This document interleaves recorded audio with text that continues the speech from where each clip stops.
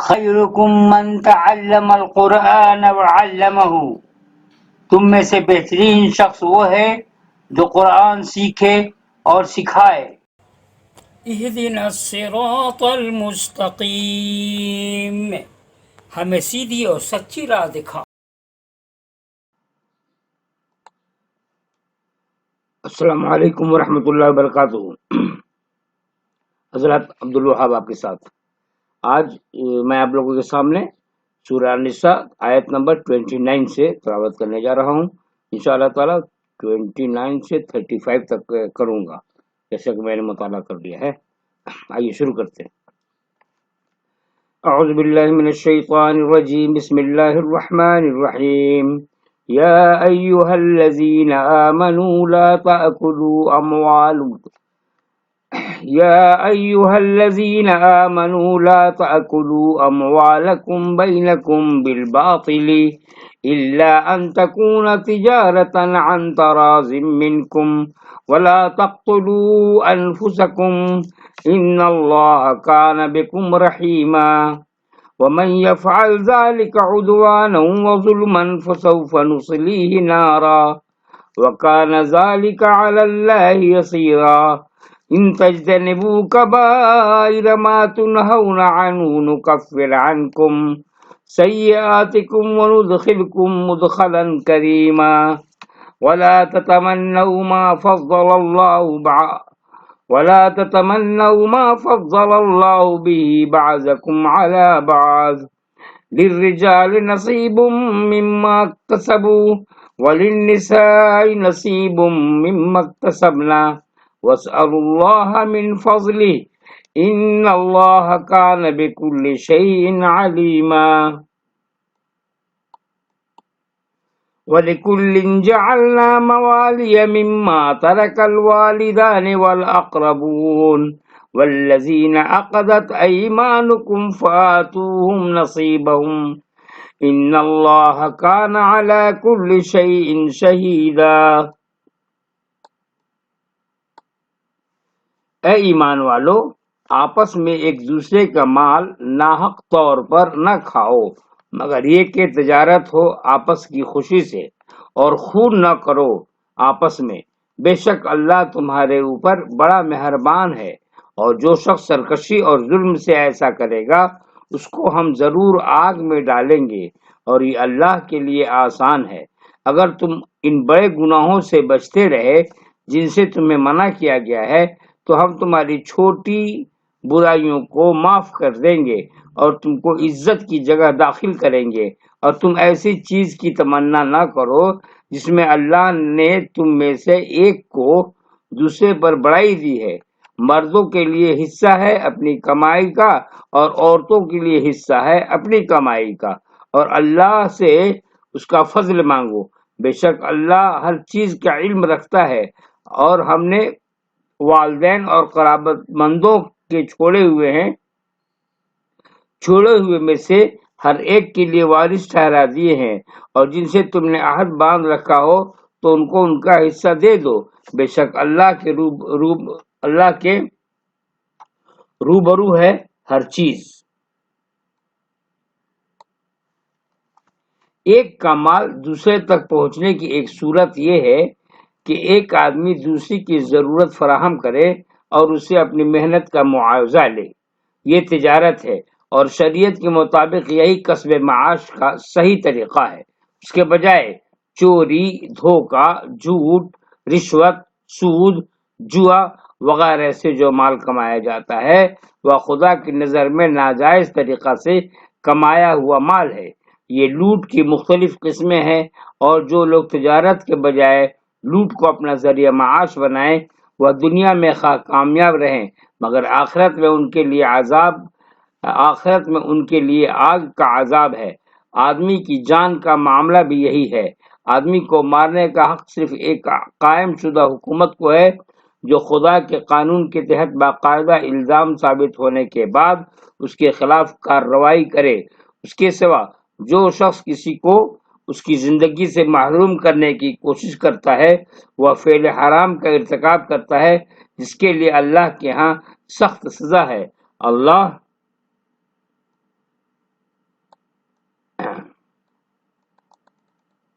اللہ کے نزدیک سب سے بڑا جرم عدوان اور سرکشی ہے. عدوان والے دشمنی، یاد رکھیے گا. اللہ کے نزدیک سب سے بڑا جرم عدوان اور سرکشی ہے، یعنی حد سے نکلنا اور ناحق کسی کو ستانا. جو لوگ عدوان اور ظلم سے اپنے کو بچائیں ان کے ساتھ اللہ یہ خصوصی معاملہ فرمائے گا کہ وہ آخرت کی دنیا میں اس طرح داخل ہوں گے کہ ان کی معمولی کوتاہیاں اور لغزشیں ان سے دور کی جا چکی ہوں گی. دنیا میں ایک آدمی اور دوسرے آدمی کے درمیان فرق رکھا گیا ہے. کسی کو جسمانی اور ذہنی قوتوں میں کم حصہ ملا ہے اور کسی کو زیادہ. کوئی اچھے حالات میں پیدا ہوتا ہے اور کوئی برے حالات میں. کسی کے پاس بڑے بڑے ذرائع ہیں اور کسی کے پاس معمولی ذرائع. آدمی جب کسی دوسرے کو اپنے سے بڑھا ہوا دیکھتا ہے تو اس کے اندر فوراً اس کے خلاف جلن پیدا ہو جاتی ہے. اس سے اجتماعی زندگی میں حسد، عداوت اور باہمی کشمکش پیدا ہوتی ہے. مگر ان چیزوں کے اعتبار سے اپنے یا دوسرے کو تولنا نادانی ہے. یہ سب دنیاوی اہمیت کی چیزیں ہیں. یہ دنیا میں ملی ہیں اور دنیا ہی میں رہ جانے والی ہیں. اصل اہمیت آخرت کی کامیابی کی ہے اور آخرت کی کامیابی میں ان چیزوں کا کچھ بھی دخل نہیں. آخرت کی کامیابی کا انحصار اس عمل پر ہے جو آدمی ارادہ و اختیار سے اللہ کے لیے کرتا ہے. اس لیے بہترین عقل مندی یہ ہے کہ آدمی حسد سے اپنے آپ کو بچائے اور اللہ سے توفیق کی دعا کرتے ہوئے اپنے آپ کو آخرت کے لیے عمل کرنے میں لگا دے.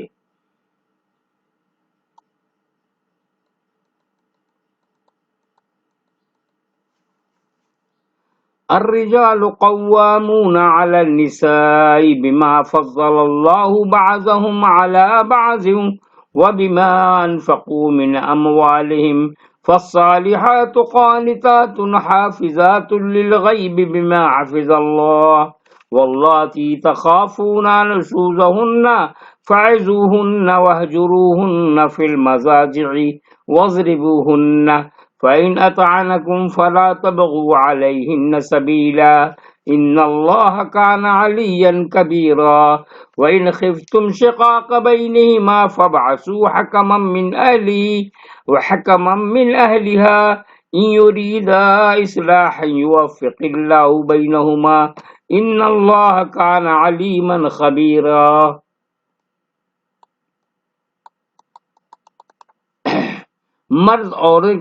مرد عورتوں کے اوپر قوام ہیں اس بنا پر کہ اللہ نے ایک دوسرے پر بڑائی دی ہے اور اس بنا پر کہ مرد نے اپنے مال خرچ کیے.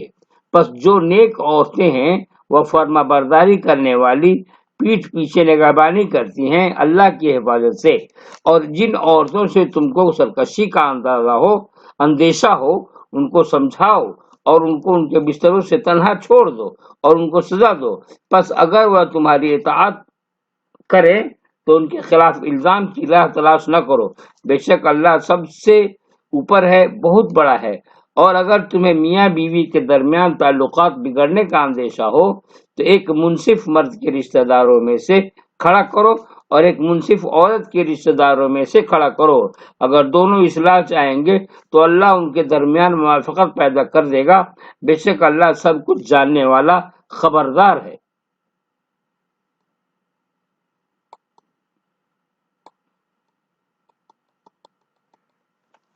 جہاں بھی آدمیوں کا کوئی مجموعہ ہو، یعنی آدمی لوگ اکٹھا رہے، جہاں بھی آدمیوں کا کوئی مجموعہ ہو، خاندان کی صورت میں ہو یا مملکت کی صورت میں، ضروری ہے کہ اس کے اوپر سردار اور سربراہ ہو. اور یہ سربراہ لازماً ایک ہی ہو سکتا ہے. دنیا کے بارے میں اللہ کا بنایا ہوا جو منصوبہ ہے اس میں خاندان کی سربراہی کے لیے مرد کو متعین کیا گیا ہے اور اسی کے لحاظ سے اس کی تخلیق ہوئی ہے. مرد کی بناوٹ اور عورتوں کی بناوٹ میں جو حیاتیاتی اور نفسیاتی فرق ہے وہ اللہ کے اسی تخلیقی منصوبے کے مطابق میں ہے. اگر کچھ لوگ اللہ کے منصوبے کے خلاف چلیں تو وہ صرف بگاڑ پیدا کرنے کا سبب بنیں گے، کیونکہ خدا کا کارخانہ تو مرد اور عورت کو بدستور اپنے منصوبے کے مطابق بناتا رہے گا، جس میں قوامیت کی صلاحیت مرد کو دی گئی ہوں گی اور اطاعت کی صلاحیتیں عورتوں کو، جبکہ اس کے معاشرتی استعمال میں خدائی تخلیق کی رعایت نہ ہو رہی ہوگی۔ ایسے ہر تضاد کا نتیجہ اس دنیا میں صرف بگاڑ ہے۔ بہترین عورت وہ ہے جو اللہ کے تخلیقی منصوبے میں اپنے آپ کو شامل کرتے ہوئے مرد کی برتری تسلیم کرے۔ اسی طرح بہترین مرد وہ ہے جو اپنی برتر حیثیت کی بنا پر اس حقیقت کو بھول نہ جائے کہ خدا اس سے بھی زیادہ برتر ہے۔ خدا کی عدالت میں عورت مرد کا کوئی فرق نہیں، یہ فرق تمام تر صرف انتظام دنیا کے اعتبار سے ہے، نہ کہ آخرت میں تقسیم انعام کے اعتبار سے۔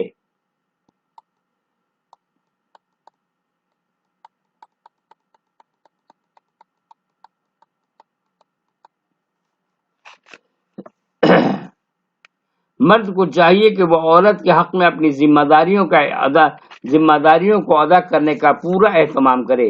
کوئی عورت اگر ایسی ہو جو مرد کی انتظامی بڑائی کو نہ مانے تو ایسا ہرگز نہ ہونا چاہیے کہ مرد کے اندر انتقام کا جذبہ ابھر آئے یا وہ الزامات لگا کر عورت کو بدنام کرے۔ کوئی بھی برتری کسی کو انصاف کی پابندی سے بری ضمع نہیں کرتی۔ البتہ خصوصی حالت میں مرد کو یہ حق ہے کہ کسی عورت کے اندر اگر وہ سرتابی دیکھے تو اس کی اصلاح کی کوشش کرے۔ یہ اصلاح اولاً سمجھانے بجھانے سے شروع ہوگی، پھر دباؤ ڈالنے کے لیے ترک کلام اور ترک تعلق کیا جا سکتا ہے۔ آخری درجے میں مرد اس کو ہلکی سزا دے سکتا ہے، جیسے مسواک سے مارنا۔ دو آدمیوں میں جب باہمی اختلاف ہو تو دونوں کا ذہن ایک دوسرے کے بارے میں متاثر ذہن بن جاتا ہے۔ دونوں ایک دوسرے کے بارے میں خالص واقعاتی انداز سے سوچ نہیں پاتے۔ ایسے حالات میں معاملہ کو طے کرنے کی بہترین صورت یہ ہے کہ دونوں اپنے سوا کسی دوسرے کو حکم بنانے پر راضی ہو جائیں۔ دوسرا شخص معاملہ سے ذاتی طور پر وابستہ نہ ہونے کی وجہ سے غیر متاثر ذہن کے تحت سوچے گا اور ایسے فیصلہ تک پہنچنے میں کامیاب ہو جائے گا جو حقیقت واقعہ کے مطابق ہو۔ تھوڑا سا اور پڑھ لیتے ہیں، وقت ہے تھوڑا۔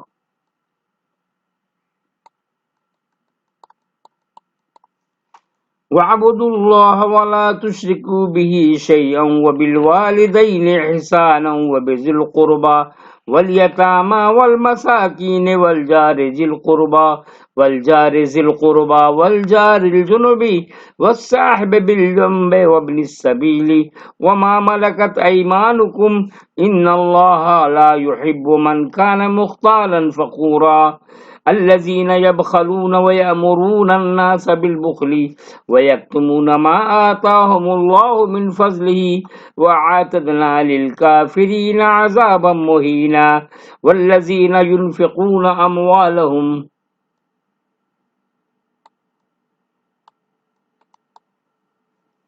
رئاء الناس ولا يؤمنون بالله ولا باليوم الآخر ومن يكن الشيطان له قرينا فساء قرينا وماذا عليهم لو آمنوا بالله واليوم الآخر وأنفقوا مما رزقهم الله وكان الله بهم عليما إن الله لا يظلم مثقال ذرة وَإِن تَكُ حَسَنَةً يُضَاعِفْهَا وَيُؤْتِ مِن لَّدُنْهُ أَجْرًا عَظِيمًا۔ اور اللہ کی عبادت کرو اور کسی چیز کو اس کا شریک نہ بناؤ، اور اچھا سلوک کرو ماں باپ کے ساتھ اور قرابت داروں کے ساتھ اور یتیموں اور مسکینوں اور قرابت دار پڑوسی اور اجنبی پڑوسی اور پاس بیٹھنے والے اور مسافر کے ساتھ اور مملوک کے ساتھ۔ بے شک اللہ پسند نہیں کرتا اترانے والے بڑائی کرنے والے کو جو بخل کرتے ہیں اور دوسروں کو بھی بخل سکھاتے ہیں۔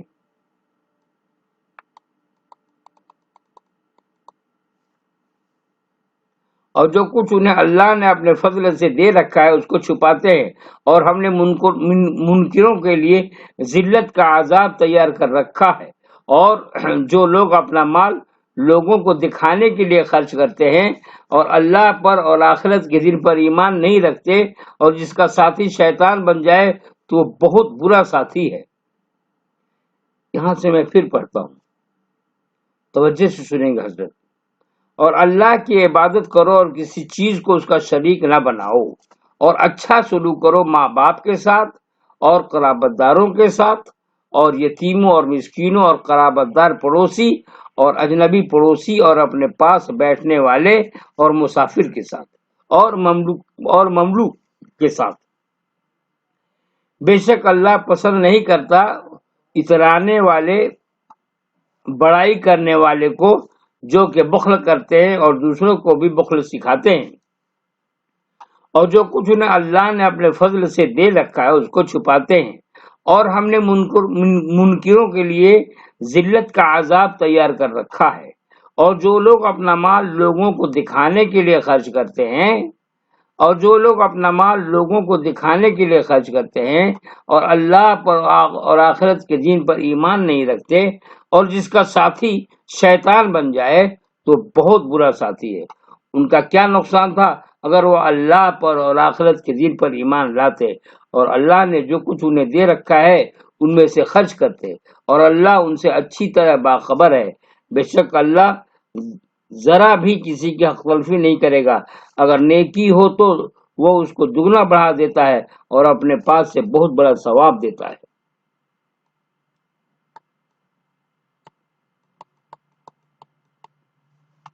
انسان کے پاس جو کچھ ہے سب اللہ کا دیا ہوا ہے۔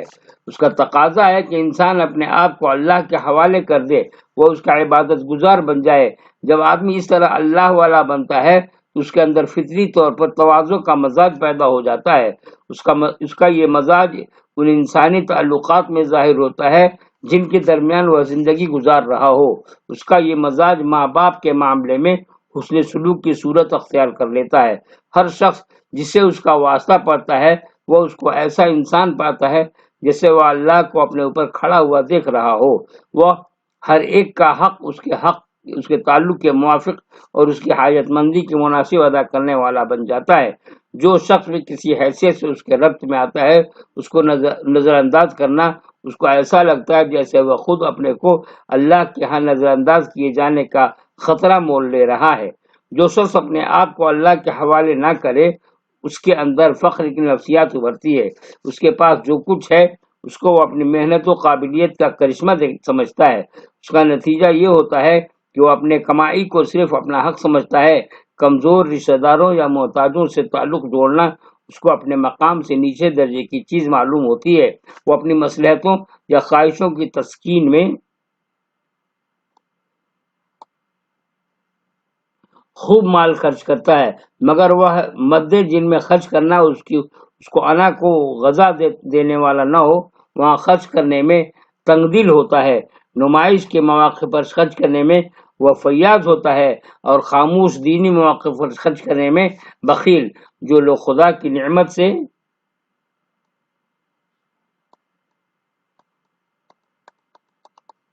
تواضع کے بجائے فخر کی غذا لیں وہ خدا کے دیے ہوئے مال کو خدا کی بتائی ہوئی مدوں میں نہ خرچ کریں، البتہ اپنے نفس کے تقاضوں پر خرچ کرنے کے لیے فیاض ہوں۔ ایسے لوگ شیطان کے ساتھی ہیں۔ شیطان نے ان کو کچھ سامنے کا نفع دکھایا تو اس کی طرف دوڑ پڑے اور خدا جس ابدی نفع کا وعدہ کر رہا تھا اس سے ان کو دلچسپی نہ ہو سکی۔ ان کے لیے خدا کے یہاں سخت عذاب کے سوا اور کچھ نہیں ہے۔ آدمی خود جو کام نہ کرے اس کو وہ غیر اہم بتاتا ہے، وہ اپنے معاملے کو نظریاتی معاملہ بتاتا ہے۔ یہ اپنے کو حق بجانب ثابت کرنے کی کوشش ہے، مگر اس قسم کی کوئی بھی کوشش اللہ کے ہاں کسی کے کام آنے والی نہیں۔ تو جناب یہیں تک میں اپنی تلاوت کو ختم کر رہا ہوں۔ انشاءاللہ تعالی اگلے دن آیت نمبر 41 سے تلاوت ہوگی۔ تو مجھے اجازت دیجیے۔ اللہ تعالیٰ ہم تمام لوگوں کو حفظ و امان میں رکھے۔ آپ لوگوں سے گزارش ہے کہ اجتماعی طور پہ درس قرآن کی عادت ڈالیں، یعنی ایسا درس قرآن جس میں ترجمہ اور تفسیر کے ساتھ ہو۔ ہر گھر میں قرآن کی تلاوت ہوتی ہے نو ڈاؤٹ، لیکن معنی مفہوم کو نہیں سمجھتے ہیں۔ وہی معنی ہو گیا، طاقوں میں سجایا جاتا ہوں، آنکھوں سے لگایا جاتا ہوں اور سرما پہنایا جاتا ہوں اور کیا چوما جاتا ہوں۔ قرآن اس کے لیے صرف نہیں ہے دوستوں، قرآن ہے کہ معنی مفہوم کو سمجھا جائے۔ میں کوشش میں ہوں اور لوگ مجھ کو فالو کر رہے ہیں، میری بات کو سمجھ رہے ہیں۔ اللہ تعالیٰ ہم تمام لوگوں کا حامی و ناصر ہو۔ دعاؤں میں یاد رکھیے گا۔ السلام علیکم ورحمۃ اللہ وبرکاتہ۔